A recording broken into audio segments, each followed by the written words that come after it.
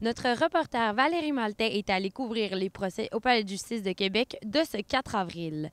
Valérie, 2 procès de voies de fait ont attiré votre attention aujourd'hui. Effectivement, Catherine.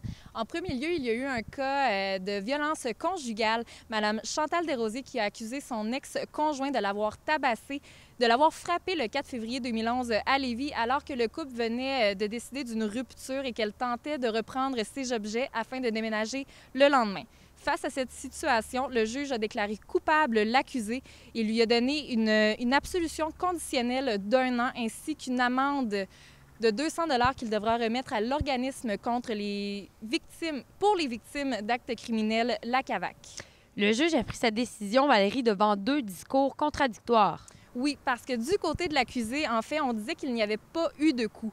L'avocate Nathalie Duchesne disait que l'homme, alors que la femme tentait de reprendre son modem d'Internet, l'homme l'aurait seulement repoussé afin qu'il puisse terminer de lire les courriels qu'il était en train de lire à ce moment. Donc, par la suite, la dame lui aurait donné une claque derrière la tête. Ce serait en allé dans la chambre de son fils et c'en était terminé. De l'autre côté, maître Michel Fortin dit qu'à la suite de la claque derrière la tête, l'homme se serait emporté. Il était dans un état d'ébriété avancé. Il aurait donné des coups sur les bras de la femme, l'aurait menacé de poursuivre de plus belle. Et alors, elle serait allée dans la chambre et aurait appelé la police. Face à ces 2 versions, Valérie, sur quoi le juge s'est basé pour rendre sa décision? Le juge n'a pas aimé le côté minimalisme de l'accusé. En fait, il disait qu'il n'était pas tellement en état d'ébriété. Il disait qu'il n'était pas non plus en colère envers son ex-conjointe. Et puis, c'est sûr que du côté de la plaignante, on misait beaucoup sur le facteur aggravant de la violence conjugale, qui est un fléau dans la société. Donc, c'était d'intérêt public que de donner une condamnation à son ex-conjoint. Par contre, le juge a pris en considération que l'accusé n'avait aucun antécédent judiciaire et puis il était dans des situations où il ne gagnait pas beaucoup d'argent. Donc, afin de favoriser sa réinsertion sociale, il en est venu à cette conclusion. Et dans un autre dossier, Valérie, Danny Coulombe a été déclaré coupable de voies de fait avec lésion contre son ancien collègue de travail. Oui, ça s'est passé lorsque les 2 hommes ont eu un accrochage sur le lieu du travail.